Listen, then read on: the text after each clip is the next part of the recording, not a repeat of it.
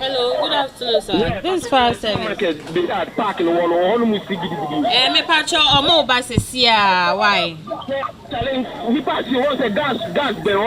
Akotolante, okay, what is burning in place?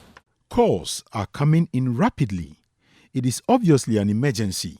But how do the officers here determine genuine emergency calls from prank ones? The officer in charge of the Fire Emergency Control Center, DO1 Irene Saki, explains. When it is a real fire call, you see the number of calls coming. I believe you can attest to that. So the prank calls are many than the fire call. So as and when, the system is such a way that when you receive a call, it is the receiver who determines whether it's a prank call or not.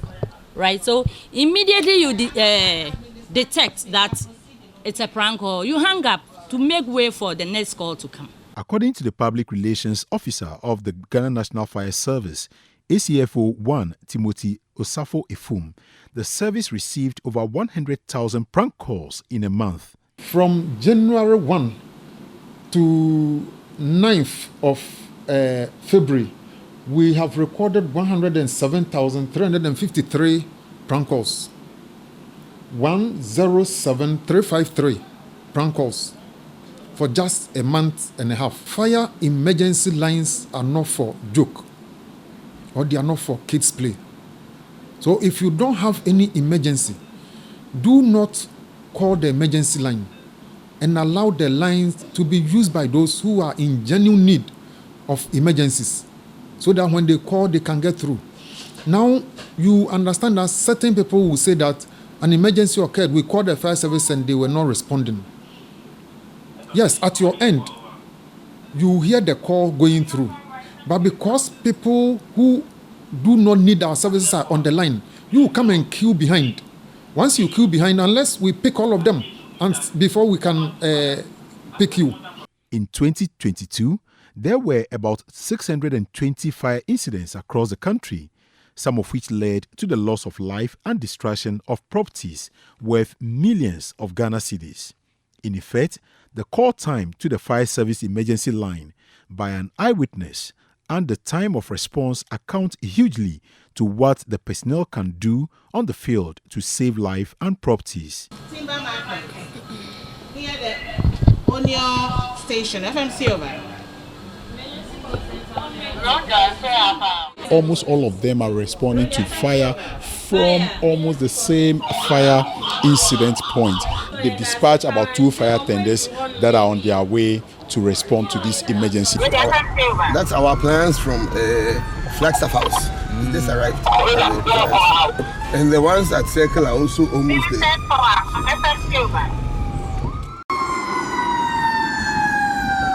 After arriving at the scene, 3 fire tenders and personnel were seen in a dedicated service to save life and prevent the fire from spreading to other facilities. Some residents who lost their belongings to the devastation couldn't hold back their tears. Auntie, dene bae ansana unhu se ejanato nyamanum. Mi ochi. Ye from me say ejato ante me fa okada. Me bedu ase na bibia ko.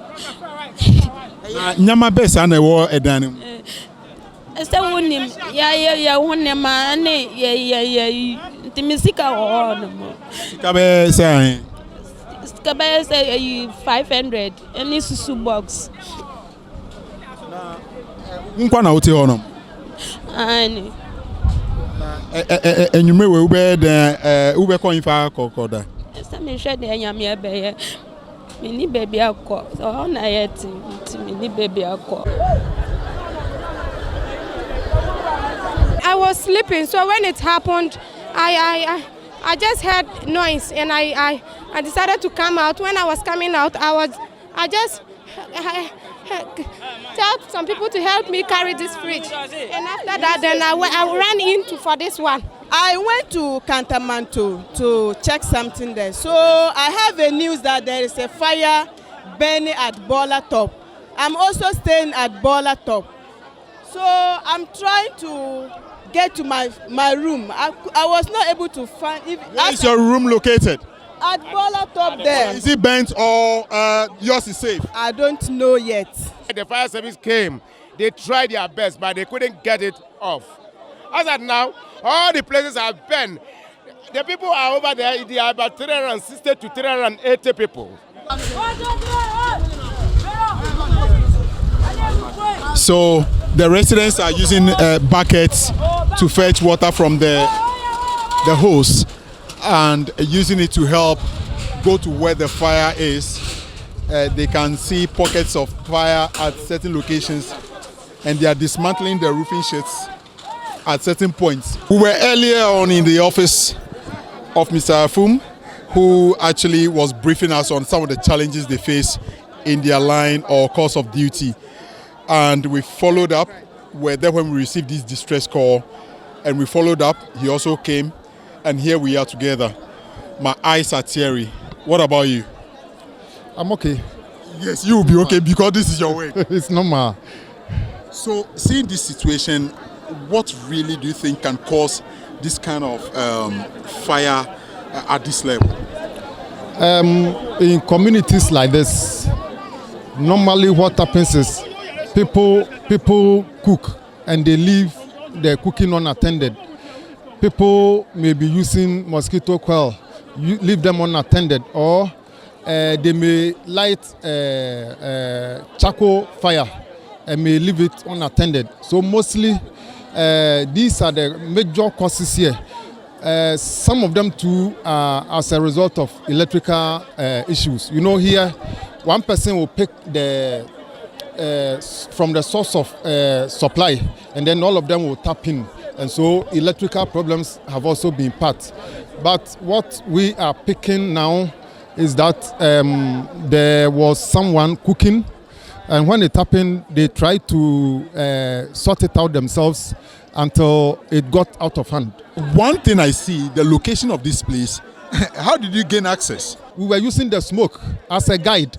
We were also asking, where is the route, where is the route? So they themselves were directing us where the route we should use. And so that is how come we managed to get here. But at a point we said we've launched Jack Where Are You, which is a digital address system to be able to guide us to such locations. How come that did not come into play in this scenario? You know, when you are outside the slum areas, then you can use the digital address, which will land you perfectly to your site. During the field operations by fire personnel to douse flames, one essential commodity relied on is the source of water. Over the period, galamsey and climate change have impacted negatively on water production. This, according to ACFO1 Timothy Efum, negatively impacts their operations. He called for support for the Ghana Water Company Limited to enhance their operations. Our partners, the Ghana Water, also have a challenge now.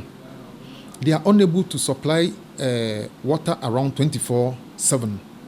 Therefore, what they do is to ration the water. So even if the hydrant is available, and on the particular day that an incident happened, water is not flowing in the area, then it's going to be a challenge. On matters of prank calls, he believes such calls ultimately pose great danger to the public and also effective delivery by the service. He added that national security is working with the service to track and arrest persons who engage in such activities. Putting our personnel at risk, because when we are moving, we move with speed, and anything can happen in between. So consider that somebody, if it is your brother, is that what we are going to do to your brother? What we have done is to collaborate with the national security, who are giving us consoles. Now, the consoles, what they do is that when the call is coming, you can see the number. And even all those calls that are following, you can see them about the next 10 calls. You will see all the numbers. So this is what we are doing. And because now we can determine who and who are calling, we go back to the telecos. If they are not cooperating, then as they said, we go to the court, get a court order, and prosecute such people. The head of the Fire Call Control Center, DO1 Arinsaki, used the opportunity to remind the general public of the emergency lines to use in times of distress.